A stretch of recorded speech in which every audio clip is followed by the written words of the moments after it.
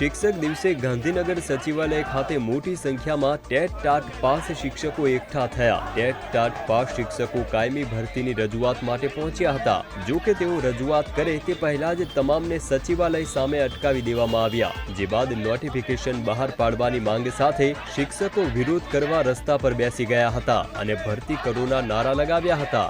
માંગણી પોતાની લાગણી એટલા માટે વ્યક્ત કરી રહ્યા છે કે જે રાજ્ય સરકાર દ્વારા જ્યાં કેલેન્ડર જાહેર કરવામાં આવ્યું હતું એ કેલેન્ડર પ્રમાણે ભરતી કરવામાં નથી આવી। જ્યારે જે તે સમયે આજથી 3.5 મહિના પહેલા સુફિયાની વાતો કરવામાં આવી હતી કે અમે 24,700 શિક્ષકોની ભરતી કરીશું।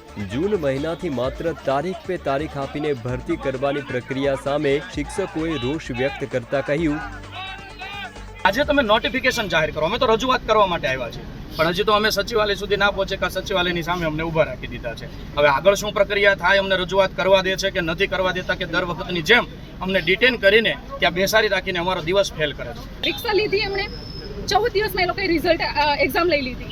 અમને ટાઈમ નથી આપ્યો વાંચવાનો કે નહીં અમારે એક્ઝામ શિક્ષકોની જરૂર છે। આજે એ શિક્ષક એક્ઝામ આપીને પાસ કરીને આજે એક વર્ષથી કહે છે કે અમારી ભરતી કરો, તો ભરતી ક્યારે કરવાના છે? સાથે જ તેમણે સવાલો કર્યા કે જ્યારે કાયમી શિક્ષકો છે ત્યારે ટેમ્પરરી શિક્ષકોની જરૂર કેમ છે અને માંગો સાંભળવા માટે મુખ્યમંત્રી ક્યારે મળશે? દીપક Shrimali, Divya Bhaskar, Gandhinagar. Share and download કરો દિવ્ય ભાસ્કર એપ।